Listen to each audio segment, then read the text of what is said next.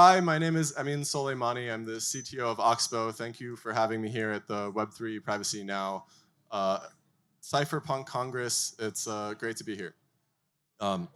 This is my fellow teammates in Oxbow. Show of hands, who here? Huh? What? Go on stage? Oh, okay, sorry. But then how are they gonna see what's behind? Okay. So, shit. Okay. Show of hands. Who here has been to Patagonia? All right, like a couple of you. Who here has heard of Patagonia? All right, everybody. So we had our team retreat in Patagonia, and it was beautiful. We went to Bariloche, and it had the cleanest water, and it was the purest water, it was the best water, and something crazy happened. I was standing around by the lake, and 3 guys rolled up with a truck and just started dumping trash in the lake. And I walked up to them and I tried to stop them. And they looked at me and they said, "Bro, fuck off. This is a permissionless lake." So before I could say anything, 10 other guys with trucks rolled up and started dumping trash in the lake. And the people who were kayaking, they were disgusted by all of this. And so they started leaving the lake. And me and my friends, we all got together and we decided to take over the lake and make it so that nobody could put trash in it and protect it so the water would remain pure and good for everybody.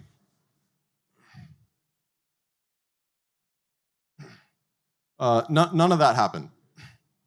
But it's a story about tainting the well, so to speak, where the actions of a small number of people can abuse what is supposed to be a common good for everybody and ruin it.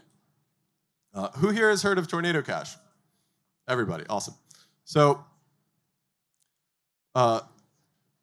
Tornado Cash was the second deployment of zero-knowledge proofs in human history, the first on Ethereum, and it was the first privacy protocol for us ETH nerds. We were all big fans of Zcash, and we wanted our own privacy system.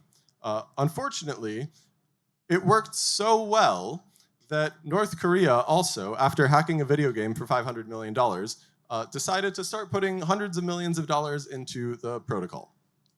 And that made it so that everybody else who is using the protocol is now also suspect because it's hard to tell who is North Korea or not. And in addition to that,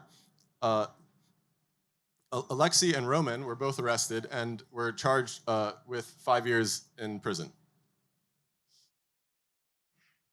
So I think we should free Roman, free Alexei. Devs should not be held liable for the crimes of their users. The devs had no criminal intent. They did not set out to build a system that North Korea was going to be using. They set out to build a system to protect everyday users and protect their privacy. And even after malicious actors started using it, it's not like they could do anything because the contracts were immutable. And the devs also went out of their way to build a compliance tool that allowed users to show that their, which deposit their withdrawal came from. So if you do have the means, please consider supporting them. Both are preparing to appeal their court cases and could use your support. freeromanstorm.org, and we want justice now. What about all of us? So this is a conversation I was having in 2021 with an economist in Canada named John Paul Koenig. And he put forth a hypothetical, which is, say a criminal deposits the proceeds of a crime in a tornado, and isn't any non-criminal who is using it at risk of providing illegal money laundering services to that user? I didn't expect this talk to be very well received at this venue because this is one of the things that I've actually struggled with for a long time. I really don't want this to be true, but I unfortunately cannot see it any other way. If no one else used the system, then only it would be obvious which one North Korea was, and so the privacy that they're getting is coming from all of the other users, all of us. So with great power comes great responsibility. The tools we have built are incredibly powerful, and Tornado Cash was so powerful that it was actually temporarily declared a terrorist by the US government. And Alexei's judge said, there is no legitimate use case for Tornado Cash. Now, that is false, because there are tons of legitimate use cases for Tornado Cash. I was using it for payroll. Vitalik used it to send money to Ukraine to protect, to support them. But it is also true that the privacy that we are getting is derived from everybody who deposits into the pool, regardless of who they are. And so we are now responsible for correcting this narrative, and it's on us to show that we can use these tools responsibly. And terrorism is unfortunately real. This is a excerpt from Wikipedia about the Ameen bombing. Who here has heard about this? Probably Argentinians. It was 1994. And so the theory goes that Argentina decided to stop providing nuclear technology to the Islamic Republic of Iran, and Iran decided to blow up a Jewish community center in an act of terrorism against Argentina, which 2 years ago, or last year, was basically decided that it was actually the Islamic Republic.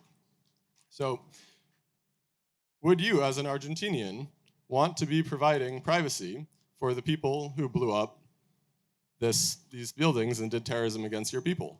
Or would you prefer not to? So we're building privacypools.com. It's privacy without terrorists. I wrote this paper with Vitalik. He's the first author. I'm in there at the end. I made some diagrams, came up with some terminology. It's my first academic effort.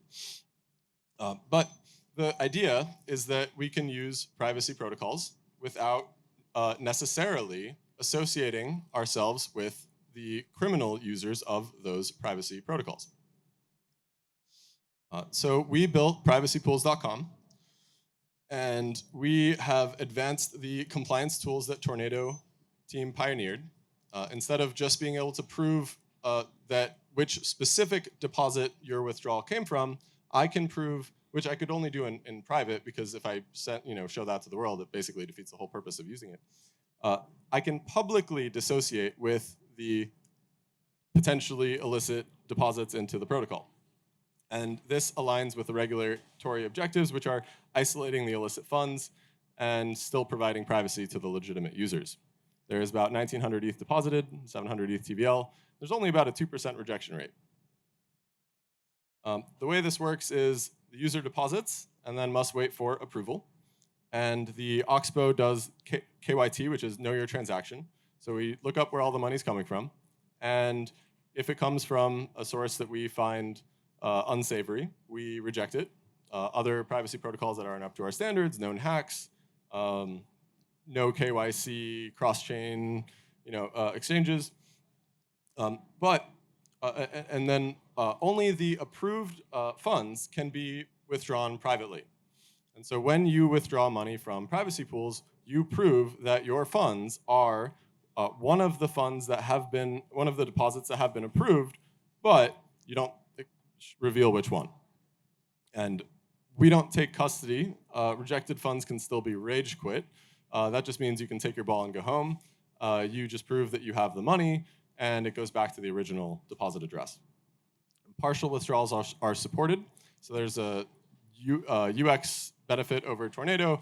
In Tornado, you could only deposit 1, 10, or 100 ETH. I don't always want to pay somebody 1, 10, or 100 ETH. In this one, you can deposit as much as you want, and then you can basically use it as a payment wallet where you pay as you go in any amount, and the rest of the funds get redeposited. And Oxbow, our company, can still later on reject a deposit, and from that point forward, the nice thing is that all of the other funds in the pool, by default, immediately prove when they withdraw that they are not the funds that we've rejected. So this is what it looks like. You can use a MetaMask or any Ethereum wallet to deposit into the system. And you pay a small vetting fee to us to make sure that you are legit.